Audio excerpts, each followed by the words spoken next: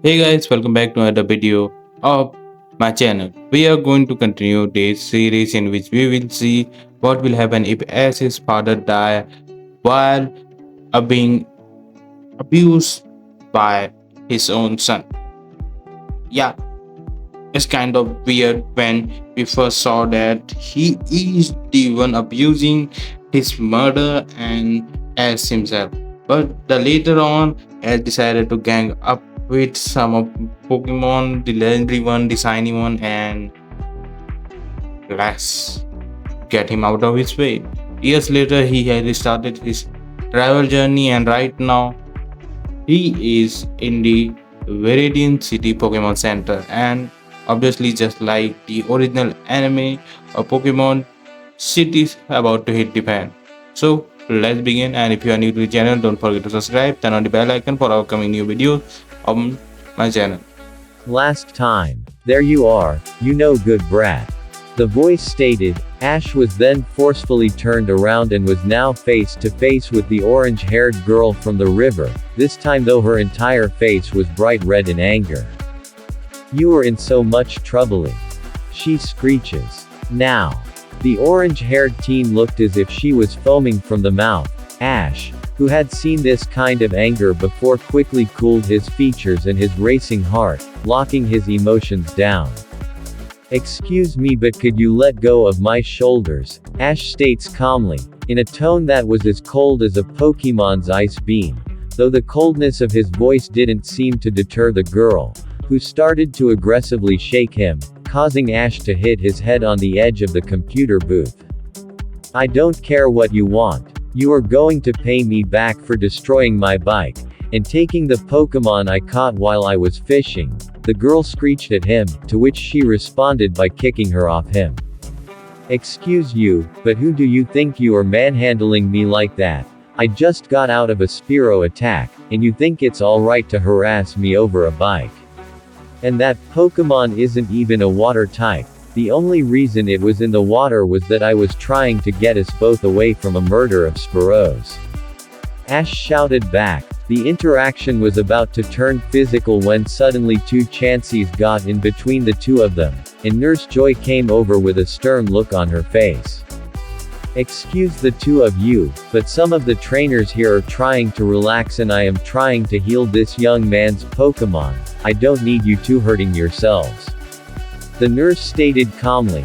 Ash quickly calmed himself, which was easily done thanks to all the meditation he has been doing these past couple of years. The same couldn't be said for the orange-haired girl who seemed ready to tear into both of them. But he stole a Pokemon I was in the middle of catching, she once again screeched, and before the nurse could scold the girl, and confront Ash about this, he had already beaten her to the punch. Look lady, I don't know who you are, but that Pokemon you said was yours to catch is my starter Pokemon. If you want proof, check my Pokédex, and you'll see that she's my registered starter Pokemon. While I do apologize for your bike, did you forget I told you that a flock of murderous Spearows were attacking me and my Pokemon? Maybe they destroyed your bike while I was trying to get my Pokemon to safety. Exclamation mark. Maybe next time you start screeching at someone like some banshee, you try and get all the damn facts straight first. Once again, Ash stated his piece very coldly. He hated loud and obnoxious people, especially hated those that felt entitled to things, or in this case, friends, beings he is close with. He knows that they may have other friends, and he's fine with that, but if a random person comes out of nowhere and demands that they are their friends only, or that they belong to them only, then he has a problem. A shiver ran down Nurse Joy's back at the tone of voice the young trainer used. She didn't expect to feel such hatred and coldness from someone so young. While the orange-haired girl seemed like she could have cared less and looked ready to attempt to pummel Ash, as she was grabbing something from behind her, she was then electrocuted as Raisin jumped onto Ash's shoulder. His mid-body was covered in a bit of bandage. Raisin started growling at the girl, ready to launch another attack, but was quickly calmed down by Ash. It's okay Raisin, I think she finally gets the point. Ash states, gently rubbing his friends, who let out one last growl at the girl and began to climb up his friend's arm, flinching as he got halfway up his arm. Seeing this, Ash picked his friend up and brought him back towards Nurse Joy and asked about how his Pokémon were. After a few moments of no response, he asked her again, this time a bit louder, which seemed to finally get a reaction from the nurse. "Ah, sorry, your Pokémon are doing alright. They just need a night of rest and they will be fully healed.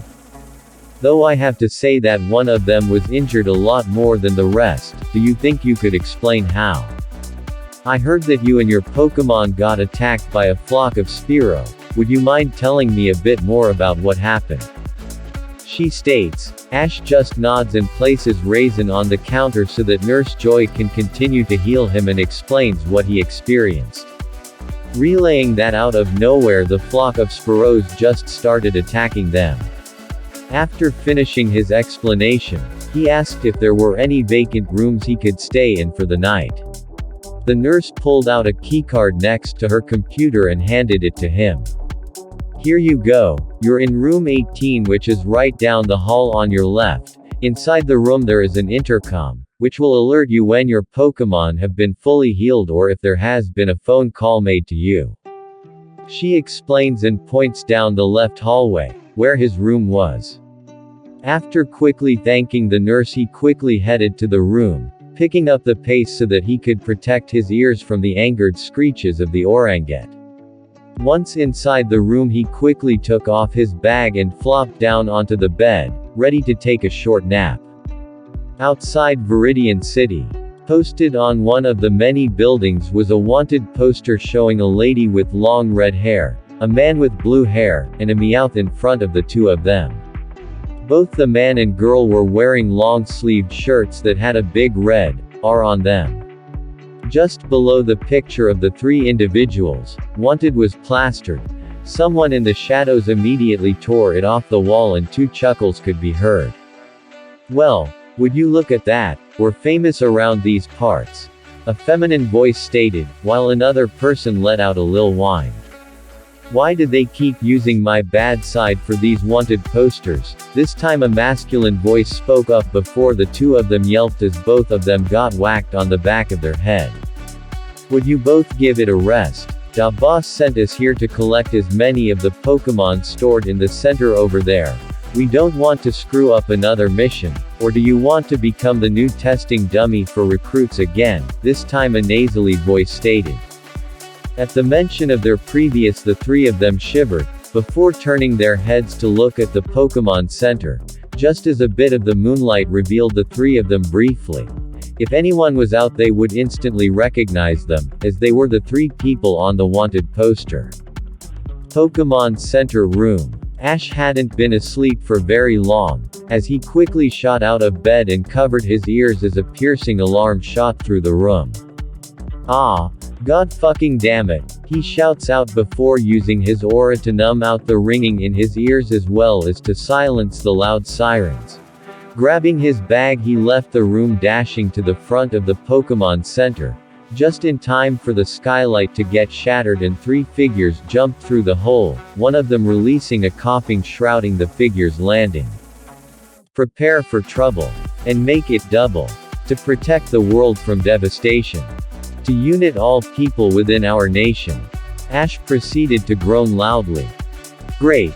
We've got clowns attacking yous," he muttered to himself mentally, droning their little musical number till they announced themselves as Team Rocket.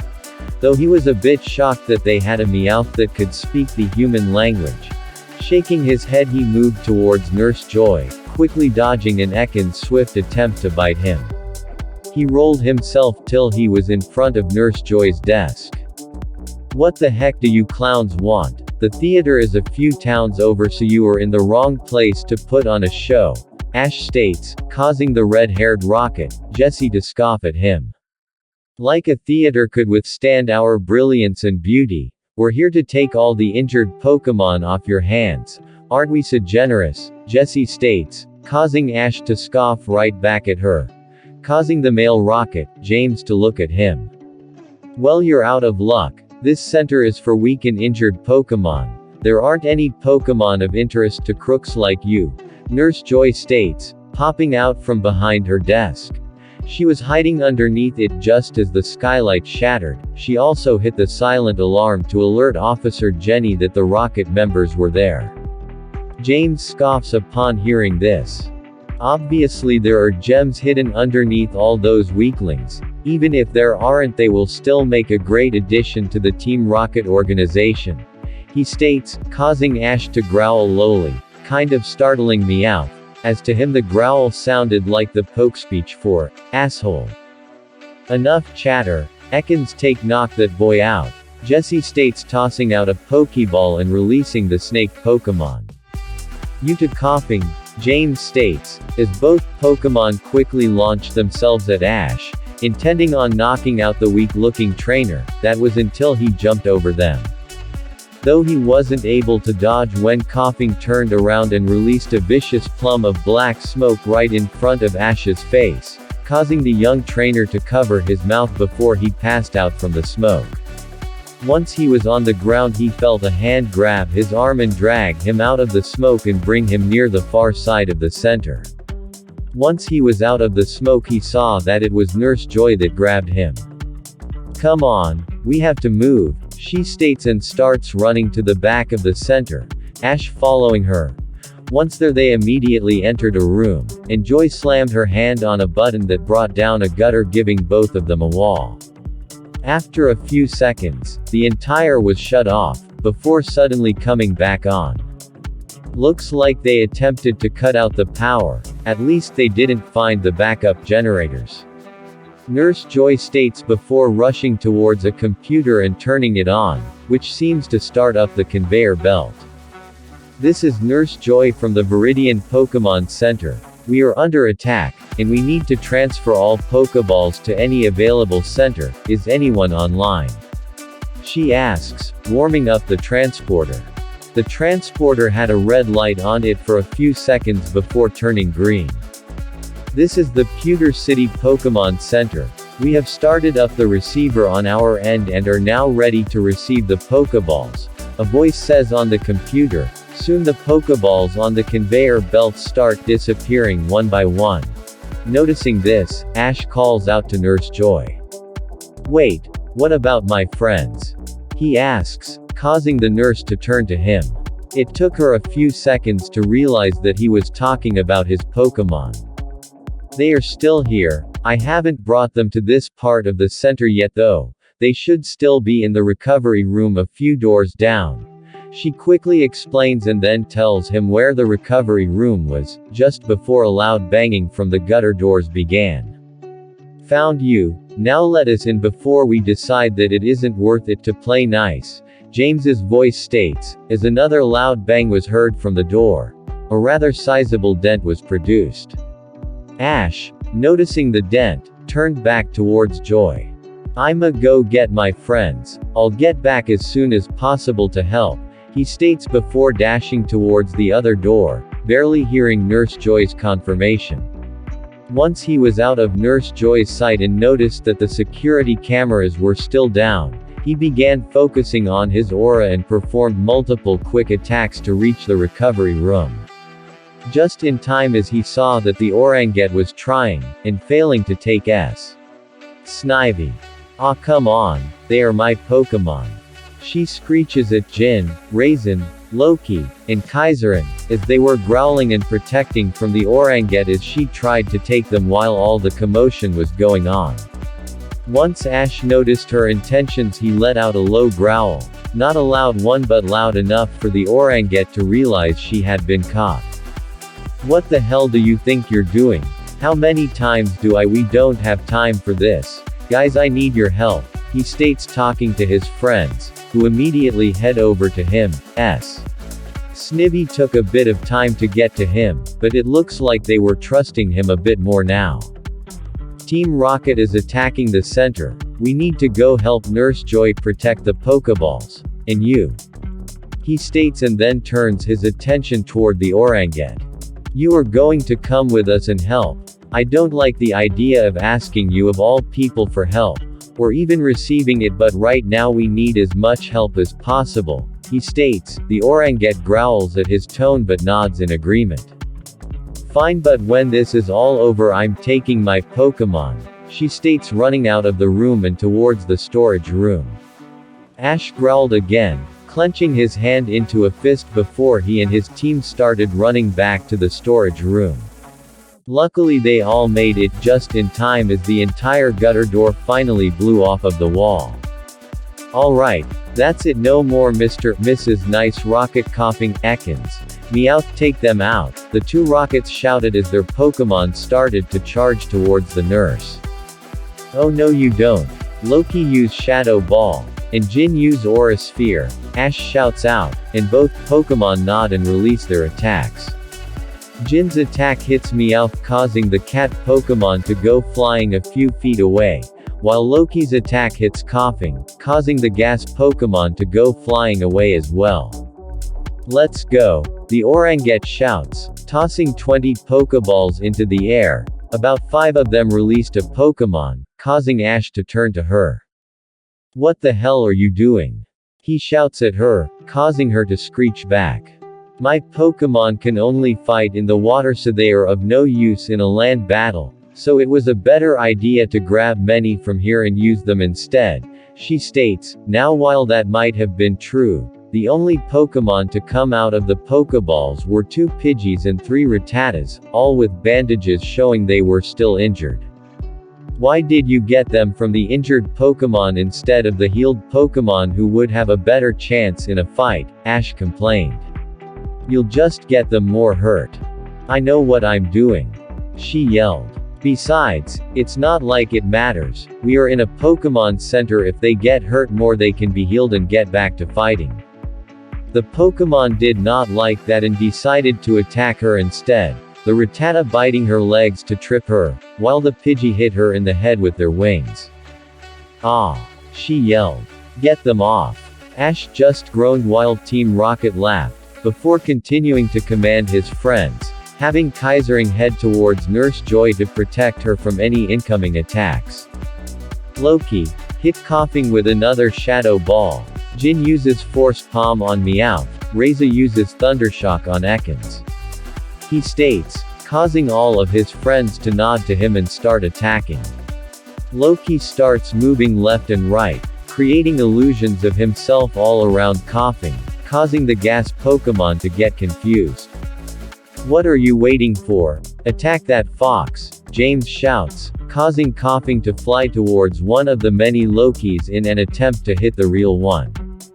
It isn't so Coughing attacks that he goes through the Pokémon, and then gets blasted from behind by Loki's Shadow Ball. This causes the gas Pokémon to go flying into James, KO'd, and knocking James to the ground. Jin, on the other hand, started to run towards Meowth, quickly dodging some hastily done swipes from the cat's elongated claws before landing a solid palm strike onto the cat's chest. Gah! Meowth grunts, as he gets blown across the room once again. The battle seemed very one-sided for the two Pokémon, while Reza was having a little difficulty with Ekans, as every time he would launch a bolt of electricity at the snake Pokémon, said Pokémon would immediately dodge the other way as soon as the attack would hit. Seeing this, Ash decided to change up the tactics. Reza, get as close as you can to Ekans and launch a Thunderbolt point blank. He shouts out to his friend, who quickly nods and starts using agility to increase his speed, vanishing for a few seconds before reappearing right in front of Ekans, shocking not yet the snake Pokémon.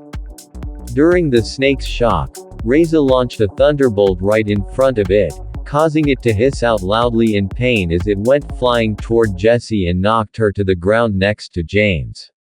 With the bad guys down on the floor, Ash's team bar Kaiserin, who was still protecting Nurse Joy, went back to him. Great job guys, Ash states first, before glaring at the downed rockets, who were trying to get up. Seeing this, Ash quickly retaliated.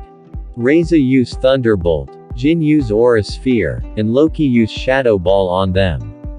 He states, pointing to the downed rockets. Each of his Pokémon nods.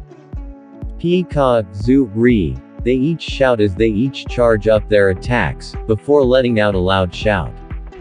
Chu, Ruuuua, Lu. The three of them shout, unleashing their charged attacks at the rockets. All three attacks combine and immediately explode in front of them, shooting Team Rocket, along with their Pokémon, Ekans, Coughing, and Meowth through the ceiling and into the night sky.